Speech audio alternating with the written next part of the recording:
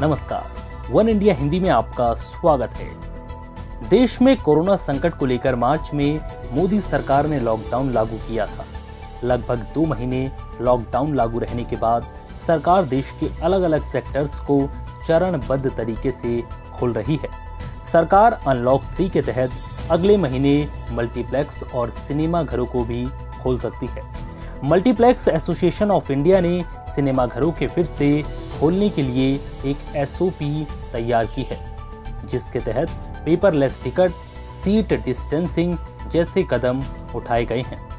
INOX, PVR pictures और Cinepolis India ने कहा है कि मल्टीप्लेक्स एसोसिएशन ऑफ इंडिया द्वारा अपने सदस्यों के साथ मिलकर एसओपी का एक सेट कई केंद्रीय मंत्रालयों के साथ साथ प्रधानमंत्री कार्यालय और नीति आयोग को इस महीने की शुरुआत में जमा किया गया था।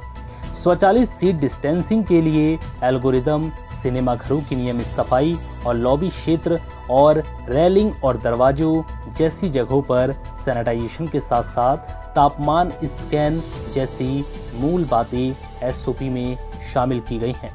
पीवीआर पिक्चर्स के सीईओ कमल ज्ञानचंदानी ने कहा है कि अगर आप सरकार द्वारा जारी किए गए अनलॉक 1 को देखें तो इसमें स्पष्ट रूप से उल्लेख किया गया है कि सिनेमा घरों को अनलॉक 3 में खोला जाएगा, जो अगस्त में होने की संभावना है।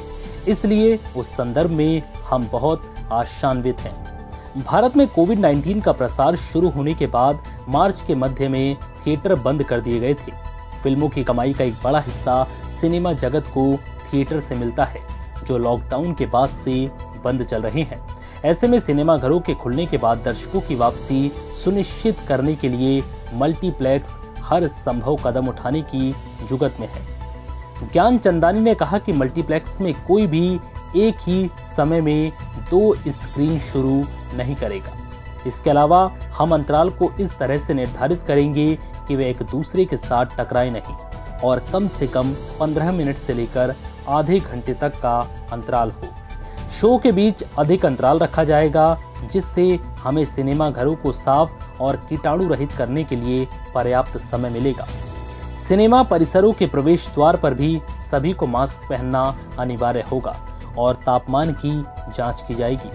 पीवीआर भारत और श्रीलंका के 71 शहरों में 176 संपत्तियों पर 841 स्क्रीन वाला सिनेमा सर्किट संचालित करता है।